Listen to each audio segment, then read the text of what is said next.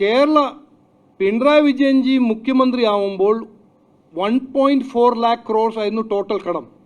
ഇന്ന് അത് 5 ലക്ഷം കോടിയാവുന്നു. അപ്പോൾ കടം 92% ഇന്ന് കേരളത്തിൻ്റെ ബഡ്ജറ്റ് പോകുന്നത് എന്തിനാണ്? ഡെറ്റ് സർവീസും ഇൻട്രസ്റ്റും. 8% മാത്രമേ ഉള്ളൂ ഡെവലപ്മെൻറ്റിനും വികസനത്തിനും ആശുപത്രി ഉണ്ടാക്കാനും ആരോഗ്യ മേഖലയ്ക്കും വിദ്യാഭ്യാസം. പിന്നെ ഇനി കടം എടുത്താൽ ആരുടെ തലയിലാണ് ഈ കടം പോകുന്നത്? വരാൻ പോകുന്ന തലമുറയുടെ തലയിലല്ലേ? 100% പിന്നെ ഡെറ്റ് സർവീസിനാണോ ബഡ്ജറ്റ് നമ്മൾ സ്പെൻഡ് ചെയ്യേണ്ടത്? വികസനം വേണ്ടേ? ആരോഗ്യ മേഖലയിൽ തകർന്നു കിടക്കുന്ന ആരോഗ്യ മേഖലയിൽ ആശുപത്രിയും മരുന്നെല്ലാം നമുക്ക് അതിന് കാശ് വേണ്ടേ? വിദ്യാഭ്യാസ മേഖലയിൽ പിന്നെ എഡ്യൂക്കേഷൻ മന്ത്രി തന്നെ പറഞ്ഞു, ശിക്ഷാ മന്ത്രി തന്നെ പറഞ്ഞു 75% സ്കൂൾ അൺസേഫ് ആണെന്ന്. അതിന് ചെലവ് ചെയ്യാൻ കാശ് വേണ്ടേ?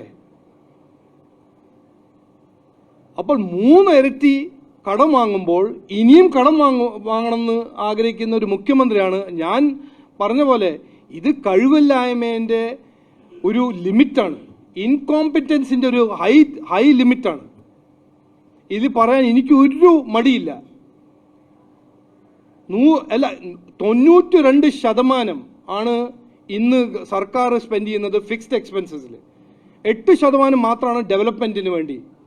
ക്യാപിറ്റൽ എക്സ്പെൻഡിച്ചർ 95% ഈ നാട്ടിൻ്റെ വികസനത്തിൻ്റെ അടിസ്ഥാന സൗകര്യങ്ങളെല്ലാം ചെയ്യുന്നത് സെൻട്രൽ ഗവൺമെൻറ്റാണ്. ആ മാറ്റം കൊണ്ടുവരണ്ടേ? അതിനെക്കുറിച്ച് ചർച്ച നടക്കണ്ടേ? അടുത്ത 90 ദിവസം ഞങ്ങൾ ആഗ്രഹിക്കുന്നത് ഇതിനെക്കുറിച്ചൊരു ചർച്ച, ഒരു ഓപ്പൺ ചർച്ച. ഞങ്ങൾ ശരിയായിട്ട് പറയുന്നില്ലെങ്കിൽ അത് കൃത്യമായി ജനങ്ങൾ തീരുമാനിക്കട്ടെ. പക്ഷേ ഒരു ചർച്ച നടക്കണം. ഇത് പുതിയ തലമുറയും വരാൻ പോകുന്ന കുട്ടികളെ ബാധിക്കുന്ന ഒരു വലിയൊരു കാര്യമാണ്. നമ്മളുടെ ഇക്കോണമി എങ്ങോട്ട് പോന്നു? 10 കൊല്ലം ഭരിച്ച CPM എവിടുന്ന് തുടങ്ങി എവിടെ കൊണ്ടുവച്ചു നമ്മൾ ഇക്കോണമിനെ?